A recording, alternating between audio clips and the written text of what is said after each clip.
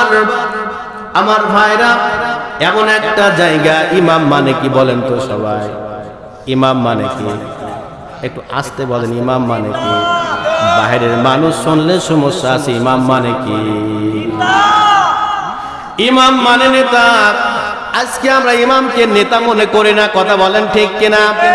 আমরা মনে করি ইমাম সাহেব যিনি, তিনি হলেন মসজিদে থাকবে, মসজিদের ভিতরে আল্লাহ আল্লাহ করবে, মসজিদের বাহিরের খবর তার জানার কোনো প্রয়োজন নাই, কথা বলেন ঠিক কিনা? আমার ভাইরা, আমি যদুবা পাবনার ছেলে কিন্তু থাকি আমি চাঁপাইনবাবগঞ্জ। আমি চাঁপাইনবাবগঞ্জের কথাগুলা বলতেছি। আমার ভাইরা, আপনারা অত্যন্ত ভালো মানুষ, পাবনার আশেপাশের কথাগুলা বলতেছি, এই চাটমোহরের কথাগুলা কিন্তু বলছি না আমি।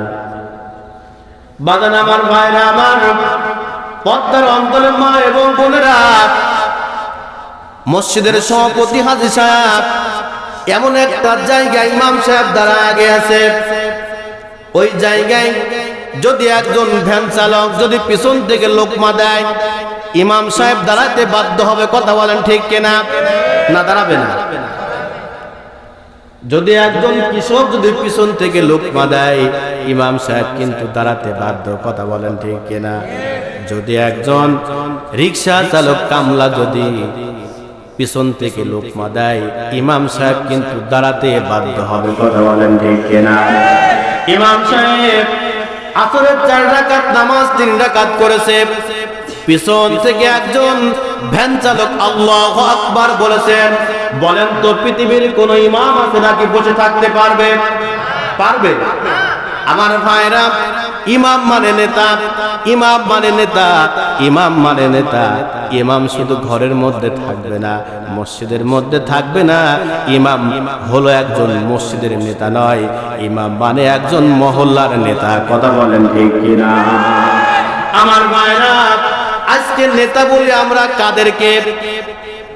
হয়তো গ্রামের একজন মাতব্বর, হয়তো মেম্বার, চেয়ারম্যান, টাকাওয়ালা, অর্থওয়ালা, হয়তো মসজিদের সভাপতি, সেক্রেটারি, ক্যাশিয়ার, নাকি? এদেরকেই তো আমরা নেতা মনে করি। আমার ভাইরা, আজকে এদেরকে নেতা মনে করার কারণে আজকে শিক্ষা ব্যবস্থা আজকে ধ্বংস, কথা বলেন ঠিক কিনা? আজকে যদি সারা পৃথিবীতে 3 লক্ষ মসজিদ, 3 লক্ষ মসজিদের ইমাম সাহেব যদি নেতা হতো, 3 লক্ষ মসজিদের যদি মুয়াজ্জিন নেতা হতো, আল্লাহর কসম করে বলতেছে, শিক্ষার মধ্যে আজকে শিক্ষা জাতির মেরুদণ্ড, শিক্ষা জাতির মেরুদণ্ড, কিন্তু আজকে শিক্ষা জাতির মেরুদণ্ড নামে ধ্বংস হয়েছে।